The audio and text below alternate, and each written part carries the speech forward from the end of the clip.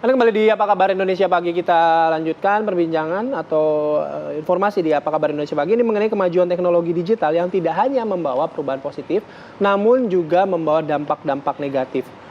Yang teranyar ada lebih dari 100 aplikasi yang ada di dalam Android disusupi malware yang bisa menguras rekening penggunanya.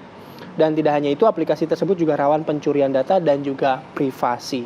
Jadi sekarang masuknya terutama bagi pengguna Android ya, masuknya adalah bukan lewat chat lagi ya. aplikasi. Iya, kan agak repot ya, kita Iya, download. kan chat APK. Ya, betul. Sekarang kita kalau download aplikasi, Yes, betul, download aplikasi, jadi berpotensi si aplikasi itu, si malware itu bisa ngintip lah, katakanlah rekening atau password mobile banking. ngeri banget ya. Bahkan aplikasinya ini kabarnya tidak hanya 1-2, tapi sampai ratusan aplikasi yang bisa mengintip rekening kita atau menguras rekening kita di para pengguna Android gitu ya. Kita akan membahas hal ini lebih dalam dengan Mas Pratama Persada, pakar keamanan cyber. Selamat pagi, Assalamualaikum Mas. Selamat pagi, Mbak Ratih, Mas Bayu. Nah, ngeri-ngeri sedap nih Mas Pratama nih ya. Jadi Betul, banyak Mbak. sekali aplikasi yang ternyata sudah disusupi malware. Nah, ini berapa banyak aplikasinya Mas, dan sistem atau cara kerjanya tuh gimana sih Mas? Bisa diantisipasi nggak oleh pengguna Android? Jadi bukan 193 Mbak Ratih, tapi totalnya kalau dari monitoring kita ada 294 aplikasi gitu. Wow.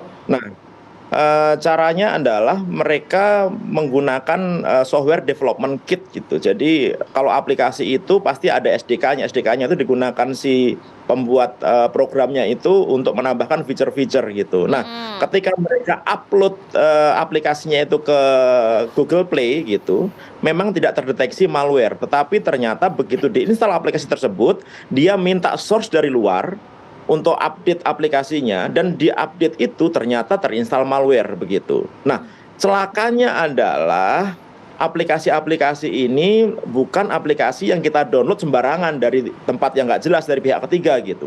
Ini aplikasi-aplikasi yang ada di Google Play. Kan ngeri kan? Padahal kita sudah percaya sama Google bahwa aplikasi-aplikasi yang ada di Google Play itu udah secure, udah aman gitu ya. Nah, ternyata dia bisa membypass Google Play Protect gitu, sehingga apa? Sehingga orang pasti tidak akan sadar ketika mendownload aplikasi tersebut, sudah percaya, begitu mendownload ternyata ada malware-nya gitu. Nah, malware-nya ini adalah malware yang jahat. Kenapa jahat? Karena dia bisa melihat semua isi dari handphone kita. Dia bisa melihat semua teks yang di copy paste ke handphone kita gitu. Misalkan orang mau transfer rekening, kan kadang-kadang susah tuh ngetik kan. Dia kadang-kadang copy aja nomor rekeningnya gitu. Malware ini dia bisa merubah gitu nomor rekening yang kita paste itu menjadi nomor rekening dia gitu misalnya. Gitu. Jadi dia bisa memodifikasi ini gitu. Dan beberapa malware yang terdeteksi itu ada remote access trojan gitu. Remote access trojan itu adalah malware yang bisa digunakan untuk melakukan take over handphone kita. Yang kemarin sempat ramai itu ya Mbak Ratih sama Mas Bayu itu ketika ada file APK dikirim melalui undangan, melalui gambar edisi WhatsApp dan lain-lain begitu, yang dia itu bisa melakukan pengambil alihan handphone kita gitu. Sehingga ketika dia bisa membaca PIN kita, password kita, terutama masuk M-banking atau internet banking gitu, nah dia bisa menggunakan handphone kita untuk melakukan transaksi. Artinya apa? Artinya dia melakukan transaksi yang dianggap sah oleh bank gitu. Sehingga saldonya bisa terkurang sampai 0 gitu. Karena bank tidak mendeteksi ini adalah transfer yang fraud atau transaksi yang fraud. Karena dilakukan di handphone yang sah, oleh orang yang sah, nomor email yang sah, nomor SIM card yang sah. Ya, dia bergerak seolah-olah menjadi kita ya, seolah-olah beridentitas dia bergerak-gerak gitu. seolah-olah kita. Mas, kalau misalnya memang sudah download gitu ya, kan ini aplikasi banyak banget tadi kalau kata Mas Pratama ya, ada ratusan, 200 lebih lah gitu. Ya, dan totalnya itu ada sekitar 421 juta kali download. 421 juta kali download. Sudah di-download 400 kali ya. Nah, bisa nggak orang-orang yang misalnya udah download begitu ya, mengindikasikan bahwa ada masalah begitu dalam aplikasinya sebelum menyadari bahwa katakanlah rekeningnya dikuras gitu? Nah, sayangnya nggak bisa.